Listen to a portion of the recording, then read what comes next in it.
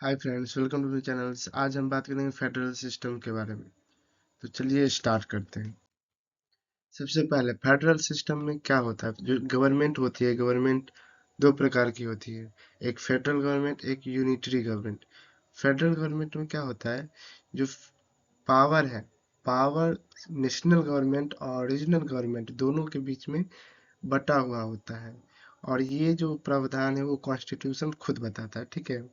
और वहीं इसमें फेडरल सिस्टम में क्या होता है, दोनों अपने अपने रेस्पेक्टिव जुरिडिक्शंस में ऑपरेट करते हैं, अपना अपना काम करते हैं, इंडिपेंडेंटली करते हैं। जैसे यूएस में स्विट्जरलैंड, ऑस्ट्रेलिया, कनाडा, इस सब देशों में ये फेडरल सिस्टम अपनाई गई है और इस हिसाब से काम होता है। वहीं अगर बात करें यूनिटरी सिस्टम में, यूनिटरी सिस्टम में क्या होता है, जो सभी पावर है वो नेशनल गवर्नमेंट के पास होता है, ऑल पावर्स, ठीक है। अगर उसमें एग्जिस्ट है, रीजनल गवर्नमेंट है, अगर चाहे तो वो ड्राइव कहाँ करता है देयर अथॉरिटी, तो नेशनल गवर्नमेंट उसे अगर पावर देती है तो वो पावर एक्सरसाइज कर सकता है, वो भी नेशनल गवर्नमेंट के कहने पर, ठीक है। और इस तरीके के जो गवर्नमेंट है किस किस देश में है, ब्रिटेन में, France, Japan, China, Italy, Belgium, Norway and इस प्रकार कई देश है जिसमें यूनिटरी सिस्टम अपनाई गई है। आगे बात करते हैं फेडरल गवर्नमेंट और यूनिटरी गवर्नमेंट, दो प्रकार के भी बात की है।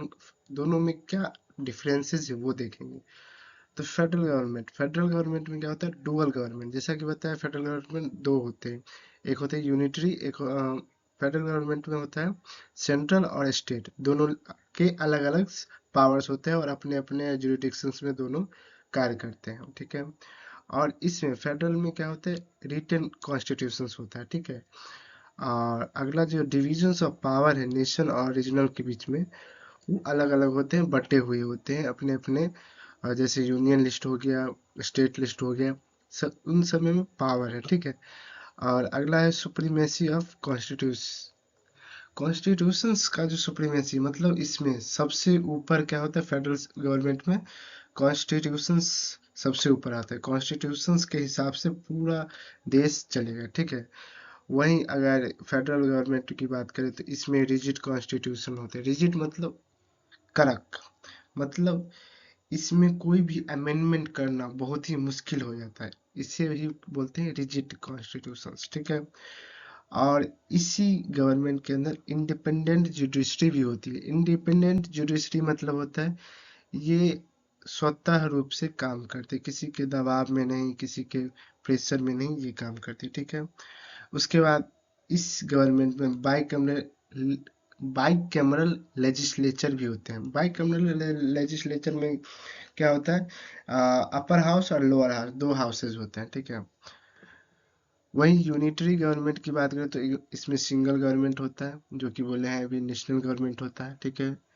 और ये रीजनल गवर्नमेंट को क्रिएट कर सकते हैं और हटा भी सकते हैं, ठीक है। और इसमें कॉन्स्टिट्यूशन या तो रिटन हो सकते हैं या अनरिटन, दोनों संभव है। रिटन जो कि फ्रांस में देखने को मिलता है, और अनरिटन ब्रिटेन में। दोनों में यूनिटरी गवर्नमेंट है, लेकिन दोनों में रिटन और अनरिटन कॉन्स्टिट्यूशंस है, ठीक है। और इसमें जो पावर का डिविजन्स नहीं होता है, पावर सब पूरा पावर नेशनल गवर्नमेंट के पास होता है, इसमें डिविजिबल नहीं होता है, ठीक है। वहीं कॉन्स्टिट्यूशंस में भी सुप्रीम और नॉट सुप्रीम। कॉन्स्टिट्यूशन सुप्रीम भी हो सकते हैं और नहीं भी हो सकते हैं, मतलब सबसे ऊपर कॉन्स्टिट्यूशन हो सकता है और नहीं भी हो सकता है। जैसे जापान में सुप्रीम है और ब्रिटेन में वही सुप्रीम नहीं है, ठीक है। उसके बाद बात करें तो कॉन्स्टिट्यूशन रिजिड, जैसा कि फेडरल गवर्नमेंट में रिजिड कॉन्स्टिट्यूशन था, इसमें रिजिड फ्लेक्सिबल, मतलब यूनिटरी गवर्नमेंट में दोनों में से कोई एक हो सकता है ज़्यादातर केसेस में। जैसे रिटन हो गया, रिटन रिटन भी हो सकता है, सुप्रीम नॉट भी सुप्रीम हो सकता है, रिजिड फ्लेक्सिबल दोनों हो सकता है। वहीं जुडिशरी की बात करें तो इंडिपेंडेंट भी हो सकता है और डिपेंडेंट भी हो सकता है, ठीक है। इंडिपेंडेंट और डिपेंडेंट हो सकता है। लेजिस्लेचर की बात करें तो बाइकैमरलिज्म और यूनिकैमरलिज्म हो सकता है, ठीक है। इसमें लगभग दोनों केस हो सकते हैं यूनिटरी गवर्नमेंट में। चलिए आगे बात करते हैं। Two main reasons for adopting the federal system. हमारे इंडियन में फेडरल सिस्टम को क्यों अपनाया गया? सबसे पहला जो रीजन है वो लार्ज साइज ऑफ कंट्री है, ठीक है। उसके बाद दूसरा है सोशल कल्चरल डाइवर्सिटी। हमारे कंट्री में जो सोशल डाइवर्सिटी है बहुत ही ज़्यादा है, भिन्न भिन्न कदम कदम पे जो सोसाइटी के कल्चर है, ट्रेडिशन है, वो बदलते रहते हैं। इसीलिए फेडरल सिस्टम बेस्ट रहा, ठीक है। फेडरल, वैसे तो हमारे कॉन्स्टिट्यूशन में फेडरल का जिक्र नहीं हुआ है, लेकिन इसके अलावा जो आर्टिकल 1 है, यूनियन ऑफ स्टेट्स बताया गया है, हमारे कॉन्स्टिट्यूशन में दिया है, मेंशन है। और ये क्या दर्शाता है? तो दो थिंग्स बताती है, ठीक है। एक तो इंडियन फेडरेशंस एग्रीमेंट के कारण नहीं है, मतलब उसके रिजल्ट के कारण फेडरेशंस नहीं हुआ है इंडियन में, ठीक है। जैसे कि अमेरिका में फेडरेशंस स्टेट्स के बीच में एग्रीमेंट के द्वारा हुआ है, ठीक है। और स्टेट्स के पास कोई भी राइट नहीं होगा कि फेडरेशन से वो निकल सके, उससे हट सके, ठीक है।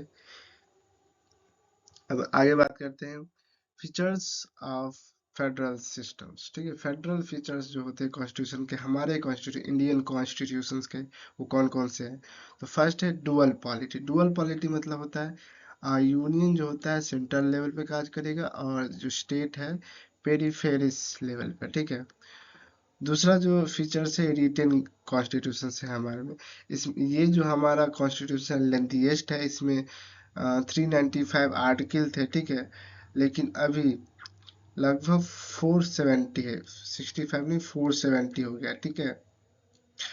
470 के आसपास आर्टिकल्स देखने को मिल जाते हैं हमारे कॉन्स्टिट्यूशंस में। थर्ड है division of power. Division of power मतलब जो पावर का जो जैसे कि फेडरल फीचर्स होते हैं पावर का डिवीजन, तो स्टेट के बीच में, यूनियन सेंट्रल के बीच में, सब में पावर बटे होते हैं। तो सेंट्रल के लिए यूनियन लिस्ट, स्टेट के लिए स्टेट लिस्ट, और जो कंकरेंट लिस्ट होता है दोनों शामिल होकर उस पर नियम बना सकते हैं, उसके क्षेत्र में कार्य कर सकते हैं। ये सभी लिस्ट कहाँ मेंशन है? तो 7th शेड्यूल में, ठीक है, के अंतर्गत आते हैं। वहीं अगला जो फीचर्स है वो सुप्रीमेसी ऑफ द कॉन्स्टिट्यूशन। जैसा कि बताएं कि कॉन्स्टिट्यूशन की प्रधानता होती है, मतलब कॉन्स्टिट्यूशन ही सुप्रीम लॉ होता है उस लैंड का। मतलब हमारे इंडियन का जो कॉन्स्टिट्यूशन है उसी के हिसाब से क्या होगा, पूरे देश के कार्यभार कोई भी काम चलेगा, ठीक, कॉन्स्टिट्यूशन के हिसाब से, ठीक है। अगला जो है रिजिड कॉन्स्टिट्यूशन। रिजिड कॉन्स्टिट्यूशन भी है फेडरल फीचर में, जो है रिजिड कॉन्स्टिट्यूशन मतलब अगर कोई भी अमेंडमेंट करना हो, ठीक है, कॉन्स्टिट्यूशंस में, तो वो जॉइंट एक्शन, एक होता है joint action of central and state government. एक ऐसे अमेंडमेंट, फेडरल स्ट्रक्चर को अगर चेंज करना हो, उसमें कुछ भी सुधार करना हो, तो जॉइंट एक्शन होगा सेंट्रल और स्टेट गवर्नमेंट के जॉइंट एक्शन के साथ ही ये हो सकता है।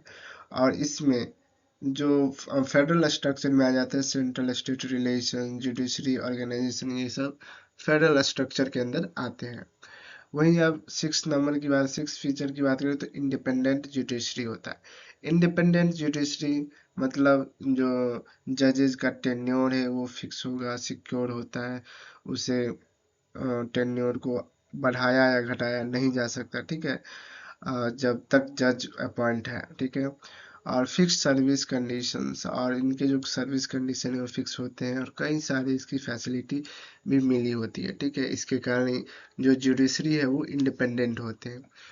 और फेडरल फीचर में एक मेन फीचर्स है वो है बाइकैमरलिज्म। बाइकैमरलिज्म मतलब दो सदनों का प्रावधान है। जैसे अपर हाउस राज्यसभा हो गया और लोअर हाउस लोकसभा हो गया। तो जो राज्यसभा है इसमें स्टेट के रिप्रेजेंटेटिव होते हैं, और जो लोकसभा है इसमें पीपुल ऑफ इंडिया, लोगों के द्वारा जो प्रतिनिधित्व भेजे जाते हैं वो लोकसभा में होते हैं, ठीक है।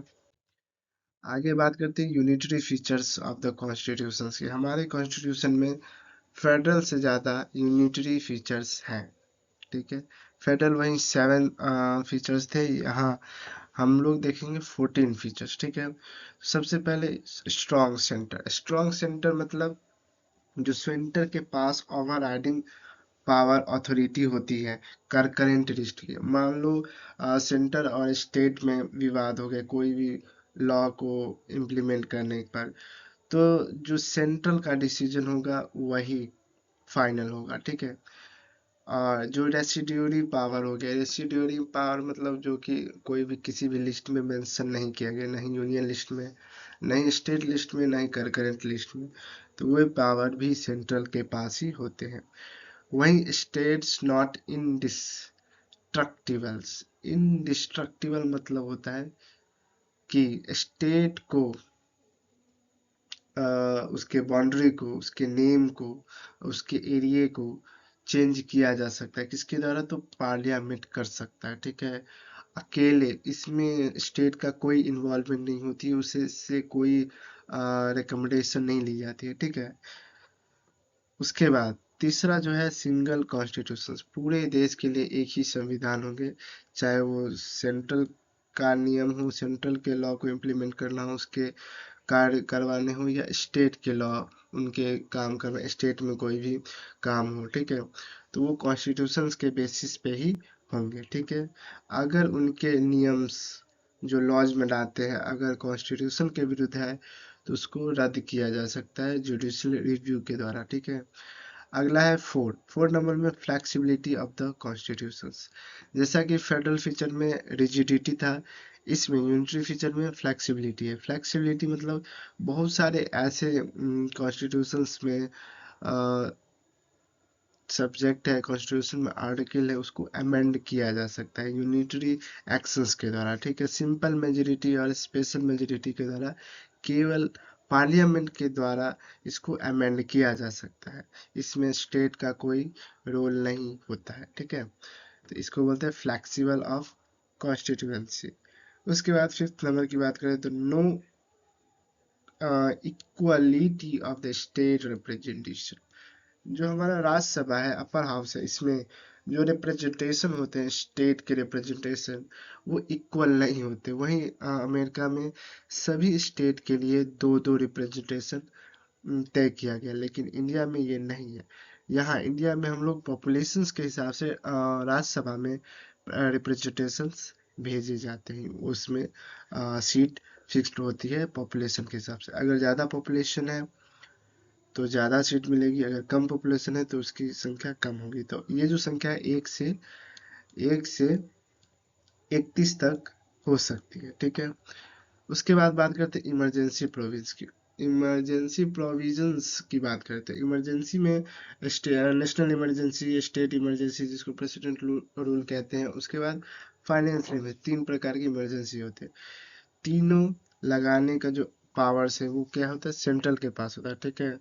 और सेंट्रल इस कंडीशन में इमरजेंसी के दौरान पूरे स्टेट को अपने अंडर ले लेती है, फुल कंट्रोल पूरे कंट्री पे या पूरे स्टेट्स पे कर सकती है।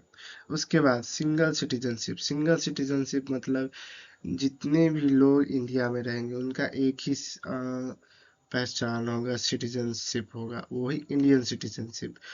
सेपरेट स्टेट सिटीजनशिप नहीं होते, जैसा कि अमेरिका में सेपरेट स्टेट सिटीजनशिप भी होता है। अब बात करते हैं इंटीग्रेटेड जुडिशरी। जैसा कि इंडिपेंडेंट जुडिशरी फेडरल का फीचर्स था, यहाँ इंडिपेंडेंट इंटीग्रेटेड जुडिशरी। इंटीग्रेटेड मतलब टॉप टू बॉटम्स जो जुडिशरी है वो होगा। सबसे ऊपर सुप्रीम कोर्ट होता है जो कि सेंट्रल लेवल पे, और स्टेट हाई कोर्ट उसके अंदर काम करते हैं, ठीक है। अगर स्टेट हाई कोर्ट में कोई मामला फंसता है तो वो सुप्रीम कोर्ट को भेजा जाता है। सुप्रीम कोर्ट की जो डिसीजन होते हैं वो फाइनल डिसीजन होता है, ठीक है। अगला है all Indian service. All Indian service जो कि पूरे देश में सर्विस कर सके, जिसे बोलते हैं आईएएस, आईपीएस, आईएफएस, ठीक है। सेंट्रल स्टेट के पास अपना अपना सेपरेट पब्लिक सर्विस कमीशन है, जिसके आधार पर प्रशासनिक सेवा में लोगों को नियुक्त किया जाता है। वहीं ऑल इंडियन सर्विस है, इसमें सेलेक्ट होते हैं, लेकिन इसमें क्या होता है, स्टेट्स में जाके सर्विस करते हैं। सेलेक्ट कौन करता है, सेंट्रल, और सर्विस करते हैं स्टेट के अंदर, ठीक है। इसी को बोला जाता है ऑल इंडियन सर्विस, ठीक है। 10th नंबर है इंटीग्रेटेड ऑडिट मशीनरी। जो ऑडिट मशीनरी है मतलब कंट्रोलर एंड ऑडिटर जनरल जो इंडिया के हैं, वो बोथ सेंट्रल और स्टेट दोनों के अकाउंट्स को ऑडिट करते हैं, ठीक है। सेपरेट नहीं, स्टेट के लिए सेपरेट ऑडिटर जनरल्स नहीं है, ठीक है। 11th नंबर देखें तो parliaments authority over state let's, मतलब इसका मतलब क्या है, पार्लियामेंट के पास पावर है, ठीक है। क्या कर सकता है, तो स्टेट लिस्ट में कोई भी सब्जेक्ट हो, ठीक है, उस पर लेजिस्लेट नियम बना सकता है, बनाने का पावर है। अगर अगर कंडीशंस है, अगर राज्यसभा इससे इफेक्ट को क्या कर सकता है, अमेंड कर सकता है। विदाउट अमेंडिंग नेशनल इंटरेस्ट में से इफेक्ट में रिजोल्यूशन पास कर दिया, राज्यसभा अगर रिजोल्यूशन पास कर दिया कि हाँ इस स्टेट लिस्ट के इस सब्जेक्ट पर आप पार्लियामेंट नियम बना सकती है, तो पार्लियामेंट नियम बनाएगी, ठीक है। और ये जो कंडीशंस है, इमरजेंसी के दौरान नहीं होगा, इमरजेंसी के दौरान नहीं होगा, ठीक है, नो इमरजेंसी होना चाहिए। उसके बाद है अपॉइंटमेंट ऑफ गवर्नर, जो गवर्नर होते हैं वो प्रेसिडेंट के द्वारा अपॉइंट किए जाते हैं, जैसा कि पता है। और ये सेंटर के एजेंट के रूप में काम करते हैं, ठीक है। तो अभी ये क्या हुआ, एजेंट के रूप में काम करते हैं, और उससे जिस प्रकार से डायरेक्शन मिलती है उसी प्रकार से वे काम करते हैं।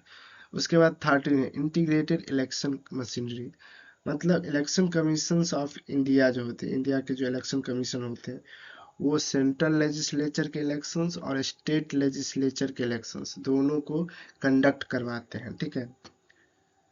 उसके बाद वीटो आवर स्टेट बिल्स, जो वीटो पावर है, ठीक है, स्टेट बिल्स पर गवर्नर कुछ ऐसे बिल्स होते हैं जो स्टेट्स द्वारा भेजी जाती है रिकमेंडेशन के लिए, मतलब वेरीफाई के लिए, तो गवर्नर क्या करते हैं, तो उसको रिजर्व में रख लेते हैं, अगर उन्हें समझ में नहीं आता तो। किसके लिए, तो प्रेसिडेंट के कंसिडरेशन के लिए वो रख लेते हैं। और प्रेसिडेंट के पास वीटो पावर्स है, जिसके कारण वो विथ होल्ड कर सकते हैं एसेट, मतलब अस्वीकार कर सकते हैं, रद्द कर सकते हैं, इवन फर्स्ट इंस्टेंस में भी और सेकंड, अगर एक बार आए या उस रिकमेंडेशन के बाद दोबारा चर्चा विषय करके अगर सुधार करके फिर से आए, तो उसको भी वो क्या कर सकते हैं, कैंसिल कर सकते हैं, रद्द कर सकते हैं। ये था हमारा पूरा फेडरल सिस्टम्स के बारे में, और यूनिटरी और फेडरल सिस्टम के बारे में। अगर वीडियो अच्छी लगी हो तो लाइक करें और चैनल को सब्सक्राइब करना ना भूलें। Thank you for watching. जय हिंद।